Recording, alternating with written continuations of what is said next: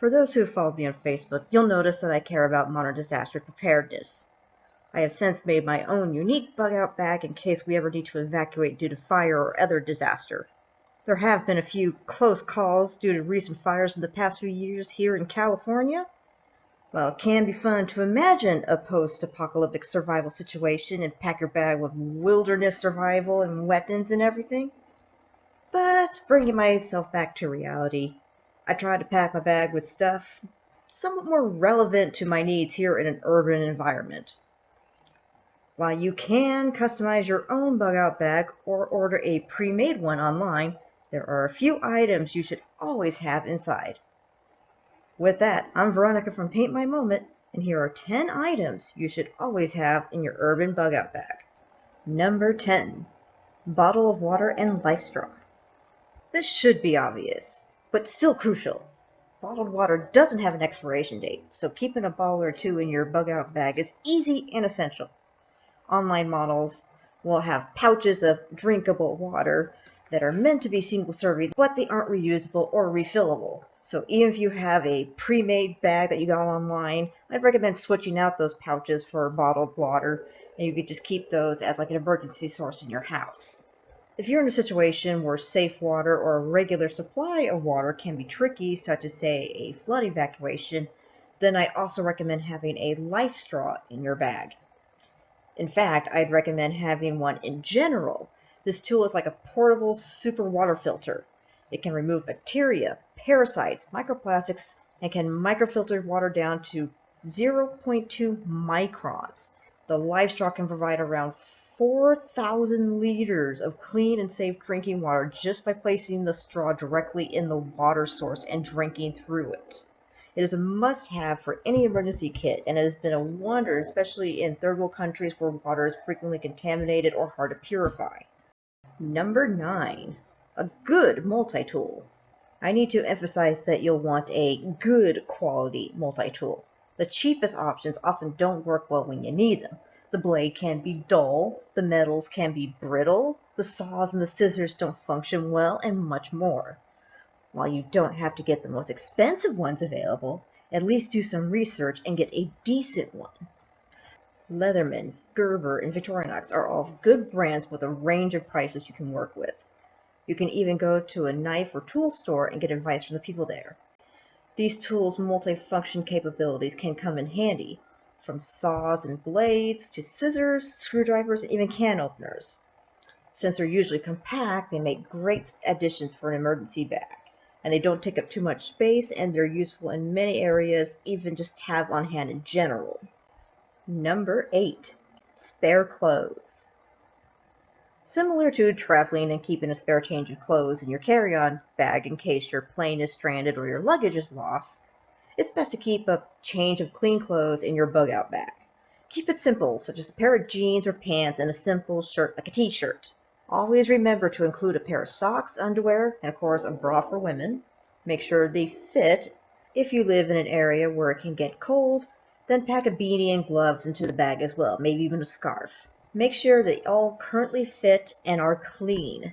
Don't just throw old clothing that doesn't fit anymore, because if you do have to have an emergency and you try to put it on, it won't help you. Try not to pack things like a skirt or a dress. They might be smaller or simpler, but they're less practical in an emergency situation. So please bear that in mind when picking out your spare clothes to put in the bag. Shoes don't necessarily have to be pre-packed in the bag, though since most people are already wearing shoes and they don't need to be changed out. If you can't change out of your shoes, then wear what you have on and just go with that, because it's better to have shoes on than no shoes. Number 7. Item for light or fire. Depending on the situation, lighting or heat might become an issue. So please make sure that you have either waterproof matches or a flashlight in your bug-out bag. You can even have both if you want. I'd recommend LED flashlights for their greater brightness and reduced battery drain. Although I do recommend keeping the extra appropriately sized batteries in the bag as well, please do not leave them inside the flashlight because they can degrade over time. Please keep them separate so you can put them in later while they're still fresh. If you have the matches, then keep a simple candle or two in the bag as well.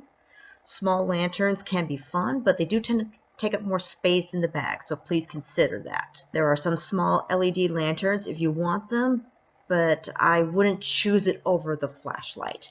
For those going the extra mile or have flood risk, a small portable camp stove can be appropriate for heat and cooking options, especially if the power goes out when you evacuate. They usually come with little fuel tablets to generate the heat with, but this is more of an optional extra and not necessarily recommended for most cases.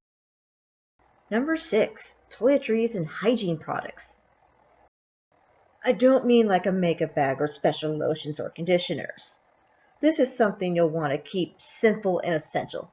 Think more along the lines like toothbrush and paste, floss, facial cleansers, soap, small hairbrush, and nail clippers. Maybe shampoo at the most. Beyond that kind of depends on the person. Say if you have like really dry skin or acne, then you can add some lotion or an acne cleanser.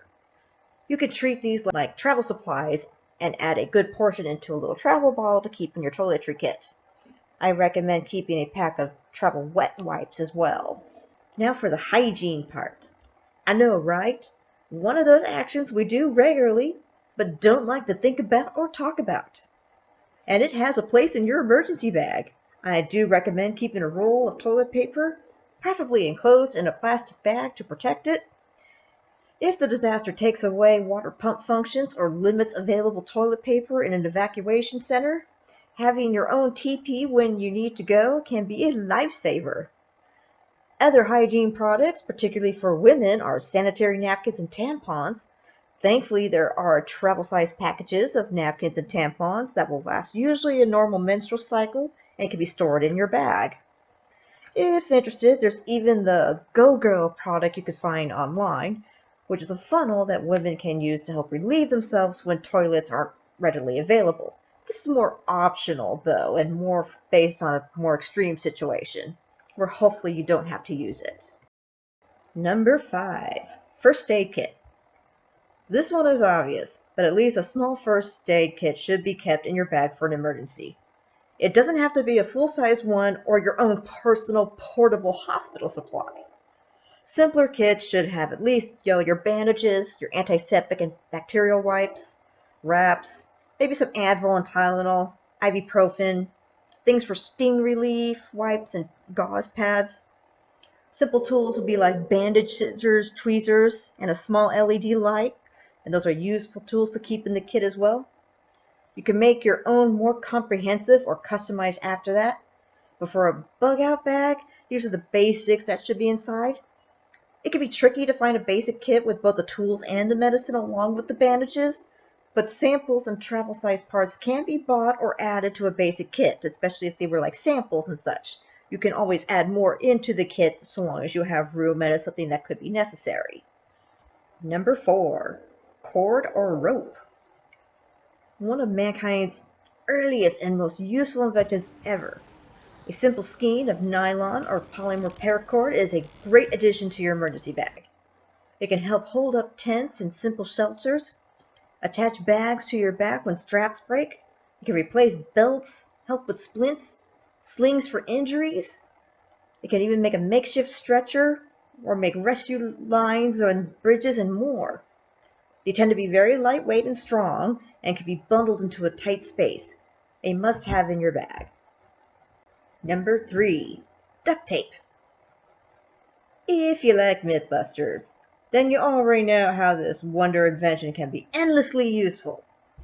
You can make a rope, a clothesline, reseal your food packages, repair even broken poles, repair water bottles, create shelters, affix bags, make footwear, and even make containers to collect water. If you want to make a net, cover broken glass and windows, mend a screen, hem your pants, repair leaking hoses, hang lights, remove splinters and shards, and much more with this miracle wonder tape. Now, some of the things made with duct tape require a lot of rolls of duct tape. I don't expect you to make your own, like say, canoe with it, but a single roll of duct tape can be used in first aid and repairs. With some imagination and ingenuity, this amazing fabric tape can even create dresses, wallets, sandals, and basic shelters. But usually it does require more than that and not necessarily used in most emergency situations. But if you had it and you wanted to, You can't do it. You can even watch Mythbusters' Duct Tape Island episode for all sorts of survival inspiration used with duct tape. Number 2. Survival or emergency book. Now then, I've dropped a lot of information onto you, and it's not reasonable to expect that you'll always remember things, especially in the heat of a moment during evacuation or disaster. Along with all other useful items in your bug-out bag, I recommend having an urban survival guide in your bag to help you remember or learn about other advice during an emergency. Keep it to a book that goes over urban and city environments, since wilderness survival is a different thing and the odds are you aren't escaping into the woods during a natural disaster, but probably more to an evac center, a rec center, hotel, or home or family of friends. These things are usually can come in easy paperback volumes, are not too thick, and are easy to keep in the back part of your backpack so they don't get totally crushed. But since we can't always remember everything, I do recommend having one. Number 1. Personal items. Okay, this is a bit of a cheat. Technically, you can't keep all these items in your bug-out bag regularly, but these are perhaps the most important and personal items needed when evacuation.